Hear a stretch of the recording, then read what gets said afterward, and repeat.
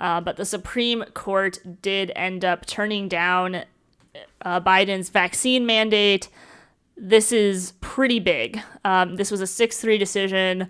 I think I'm trying to remember which judges said no. Most of them were just the liberal ones. Sotomayor, is that how you say her last name? I haven't caught the names. Well, her name is like just the numbers. Yeah, something. Three of them said no. 6 of them said that this was indeed unconstitutional. Now, here's the reason why I think this is actually pretty significant. I don't think people understand this. There has been this idea that you and I have been talking a lot about, that when you give the government power, they don't tend to give it back, right? Correct. This is just something that tyrants don't tend to do. Now, you might say, oh, Jordan, the Biden administration isn't tyrannical.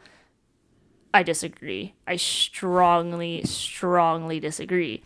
Because here's the thing, it doesn't just stop here at a mandate. It's like, oh, well, they're just trying to keep us safe and healthy. I promise that that's not the only reason. Because if you look at this mandate, and you and I talked about in the last episode, is that Omicron kind of changed everything. Omicron made realize it doesn't matter if you're vaccinated or unvaccinated. There's no such thing as a breakthrough case anymore. Can we please stop calling this a breakthrough case? It just means everyone is going to get this thing.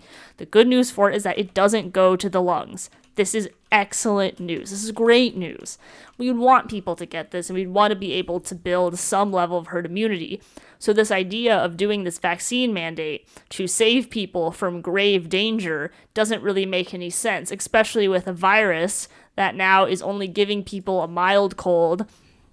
And also one of the things that was really important that the Supreme Court brought out, they have released this decision. You can read it for yourself. It's 30 pages long, so I'm not gonna read it all to you. But basically, the kind of case that was trying to be made for people to put this forward, this vaccine mandate forward, is that it's a workplace hazard. Mm-hmm. Well, the Supreme Court rightly pointed out that this hazard is not workplace specific, that it is something that you can get in your home with other people. It is something that you could get potentially in school, hanging out with friends, the grocery store, social activities. So it's not something that OSHA it's outside their jurisdiction at that point. It really is outside of their jurisdiction. And so that was something that they talked about. The thing with OSHA as well is that they did not go through Congress in any way, shape, or form. The Senate did end up voting on it and disapproved of it, but this didn't go through Congress. This is something that Joe Biden was using OSHA to push his own legislation without going through the proper systems. This is unconstitutional. This is not what the founders had in mind. So here's what's important to break down, and I'll let you talk here in a second, Connor, as I break it down a little bit more. Keep going. But we have to remember something, and we have to go all the way back to Trump and Clinton running, right? If Clinton had run, we would have had three more liberal justices, and this decision would have been easily going towards a mandate. Trump put on 3 conservative judges. Now, we can make fun of Kavanaugh a little bit because he decided to go weak and I believe he sided with the healthcare workers having a mandate, which also disagreeable. Yeah, what was that vote, 5-4? I think so. I think it was 5-4 to keep the healthcare. Yeah. Yes, 5-4. Chief Justice John Roberts and Justice Brett Kavanaugh siding with liberal justices Sonia Sotomayor, Elena Kagan, and Stephen Breyer. Yeah.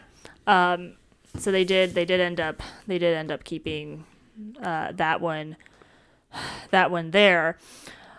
But remember, if Hillary had become president, we would have had more liberal justices, and honestly,